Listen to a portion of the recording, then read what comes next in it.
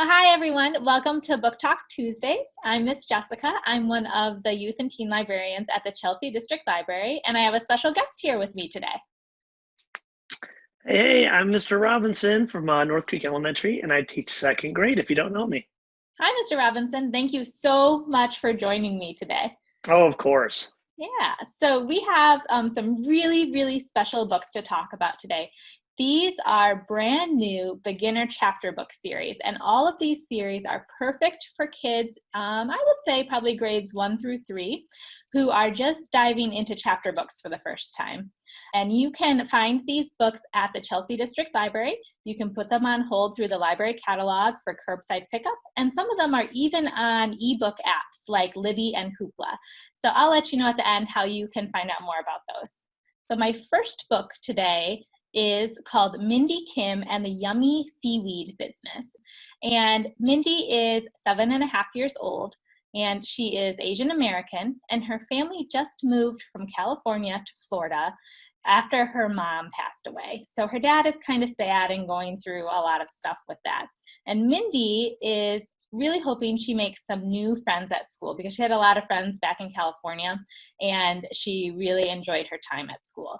But some of the kids at lunch make fun of her because she brings some unusual food choices. She has things like rice, kimchi, and seaweed snacks in her lunch instead of things you might find in a typical lunch bag like sandwiches and chips.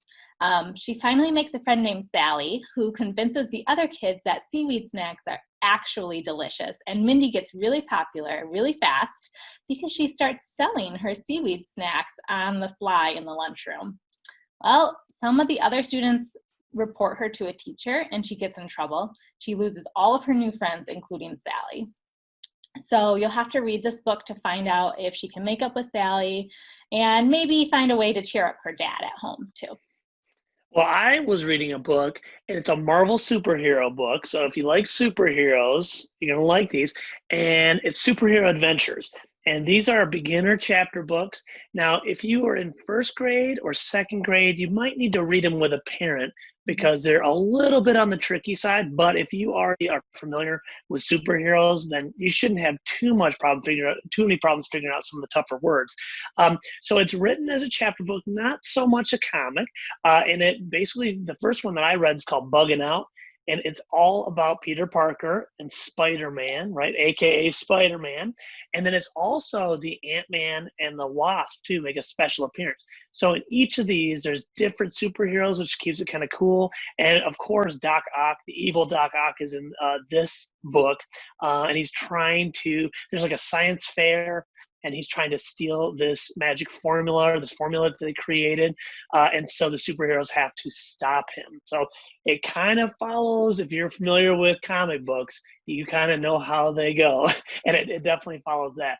But I would recommend these books if you're into superheroes for sure. I had a lot of fun reading it. That sounds awesome. And I know Yeah. we have some of the other ones in the series on their way to the library. So Oh, cool. love Spider-Man, but love some of the other guys more. There's more coming.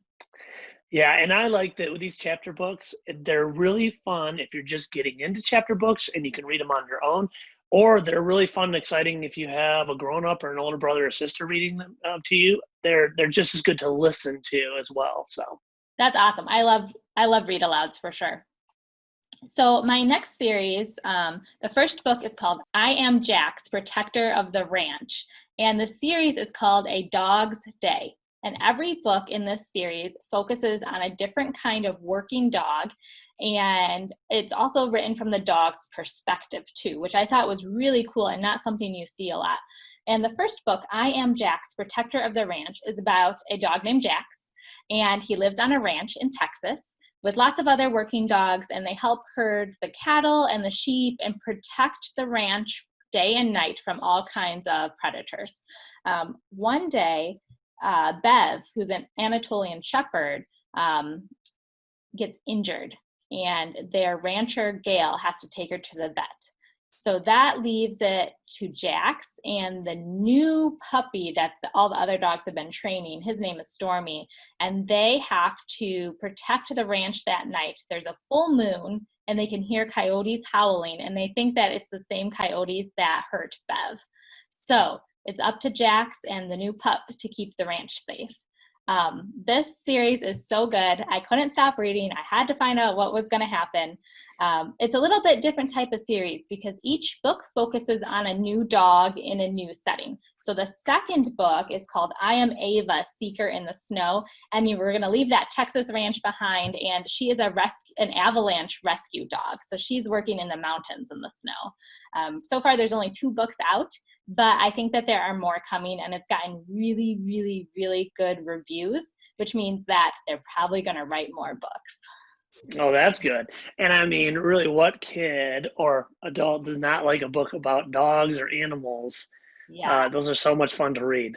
Yeah, and I will say, as far as I know, all dogs are okay by the end of the book. So that's very good. Yeah. Mm-hmm. Good. Well, I read the first Notebook of Doom book, and anybody that's familiar with these, I'm not sure how many there are, but there are a fair number. I think there might be 13. That sounds right. Yeah. That sounds right. Well, the Notebook of Doom, the first one is called Rise of the Balloon Goons. And it's similar to the story that you were talking about in that there's usually a problem where somebody could get hurt, or it may be a little bit of a mystery or a little scary parts, but it's not too scary. And they are great chapter books, especially for second graders or first graders who are very confident in their reading. In this story, the main character, Alexander, they move into a new town, and it almost reads like it's in a dream or something because he goes to school, but then he walks in and the school is like deserted. There's nobody there. And it turns out it's like under construction, and this kind of principal, it is a principal, but she's kind of strange. And she said, "What are you doing here? You're not supposed to be in here." And so it almost seemed to me like if I had a bad dream about going to school and no one's there or something like that. And then he finds this notebook that has a bunch of different monsters in it. And he goes through it and he doesn't understand what it's all about. And then I don't want to ruin the story, but later on they run into these balloon goons. And that's when Alexander and his new friends figure out that the Notebook of Doom actually has real monsters in it that kind of describe the monsters where they live.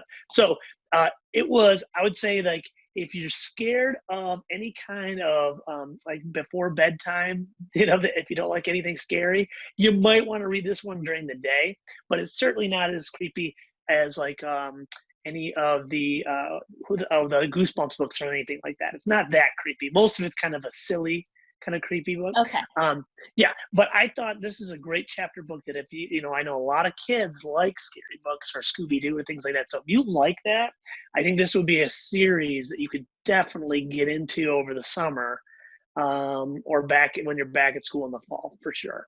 That sounds awesome. And I know that series started a few years ago, so it's complete, like you said. So we have all the books at the library, so you can just read them one right after another if you read that first one and really love it, which is good when that's a possibility for sure.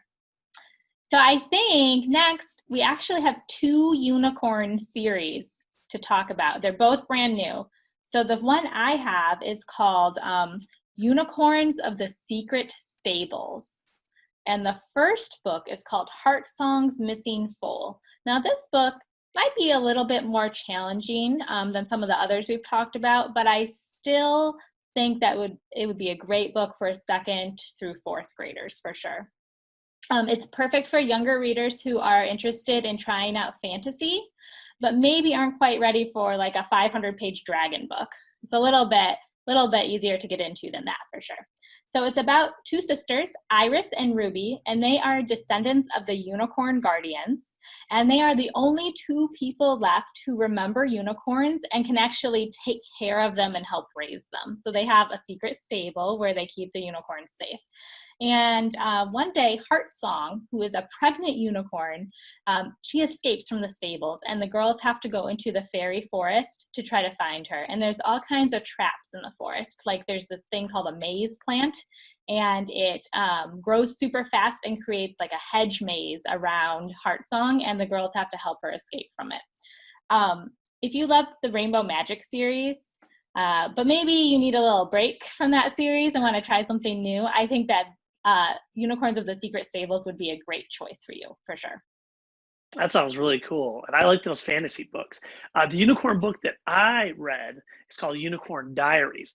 And it is definitely not a fantasy book. It's more of a friendship book. Yeah. Anybody that's read Owl Diaries will know that those books are all about all the problems that you can run into with friends and how friends work together to solve the problems. Well, Unicorn Diaries is actually written by the same author as Owl Diaries, and it's written in the way that there's a main character unicorn, and I'm forgetting her name. And it's a really cool name. I have to look back in here. But the main character is writing. Oh, her name is Rainbow Tinseltail. Yeah, I love that name. I know the names in here are crazy. And Rainbow Tinseltail loves to meet new friends. There's a new friend who comes to their school. Mhm. And each unicorn in this book has a secret power, which is kind of cool. And they tell about what the secret powers are, like flying or making things poof out of thin air. And the new unicorn who comes doesn't know his secret power. And so the whole book kind of goes through how he figures out what his superpower is. And I like this book a lot just because it was engaging, like it kept me wanting to read more, but Mhm. also it was not hard to read.